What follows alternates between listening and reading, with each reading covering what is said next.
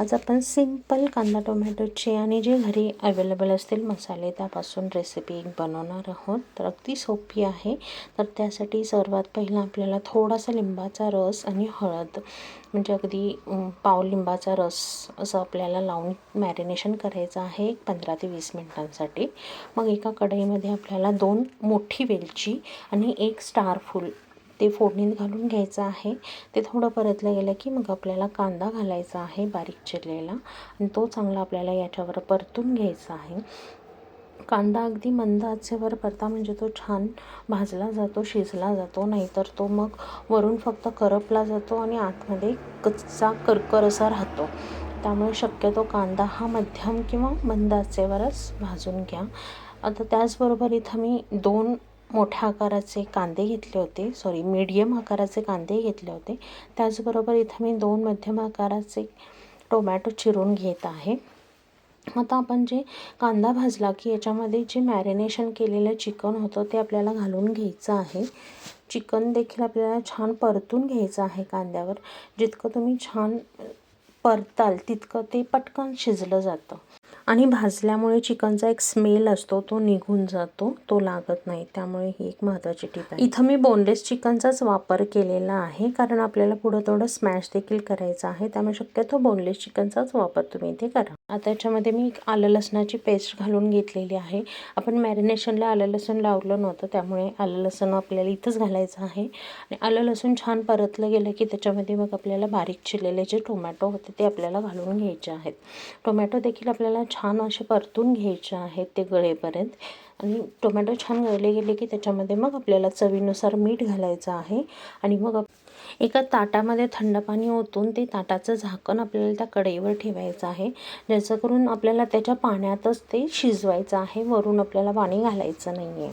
आणि जरी वरून पाणी घातलं तर ते ताटावरचं जे गरम पाणी होतं तेच आपल्याला जितका रस हवा आहे तितकं घालायचं आहे. आता मी इथं तेच पाणी वापरत आहे. अर्धं वापरलेलं आहे, अर्धं ठेवलेलं आहे. तुम्हाला जितका रस हवा असेल तितका तुम्ही ते पाण्याने वाढवू शकता. आता ते पाणी जर तुमचं जास्त राहिलं नसेल तर तुम्ही मग गरम पाण्याचा वापर देखील करू शकता. आता इथं चवीनुसार लाल तिखट घालायचं आहे. मी घरचंच लाल तिखट घातलेलं आहे.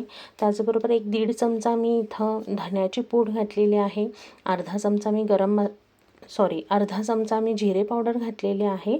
आणि 2 चमचे मी तयार चिकन मसाला जो बाजारात मिळतो पॅकेटचा तो वापरलेला आहे. तुम्ही कोणत्याही कंपनीचा वापरू शकता. तर इथं छान आपल्याला परतून घ्यायचं आहे आणि ऑलमोस्ट आपली रेसिपी तयार आहे.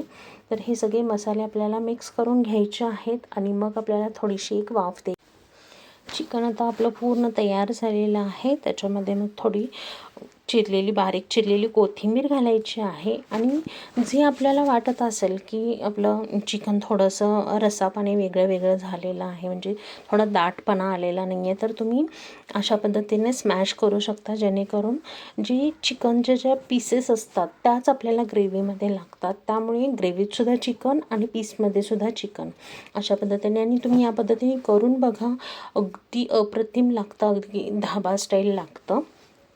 त्यामुळे या पद्धतीची रेसिपी झटपट होणारी आहे आणि कशाबरोबरही तुम्ही खाऊ शकता, भाकरी, चपाती, रोटी, फुलका. आता याच्यामध्ये मी काजूच्या पाकळ्या घातलेल्या आहेत. काजूच्या पाकळ्या ह्या आपल्याला शेवटी घालायच्या आहेत जेणेकरून त्या आपल्याला फार अशा गिर शिजवायच्या नाही आहेत. त्या थोड्याशा टणकच राहिल्या पाहिजेत म्हणजे ते क्रंच जो आहे तो मध्ये छान लागतो. आता फक्त 1-2 मिनटासाठी मी झाकण ठेवून वाफवून घेतलेलं आहे. तुम्ही बघू शकता इथं आपली भाजी तयार झालेली आहे. या पद्धतीचं चिकनची भाजी म्हणा किंवा चिकन म्हणा काहीही म्हणू शकता किंवा चिकन करी देखील म्हणू शकता. तर पटकन होणारी रेसिपी आहे.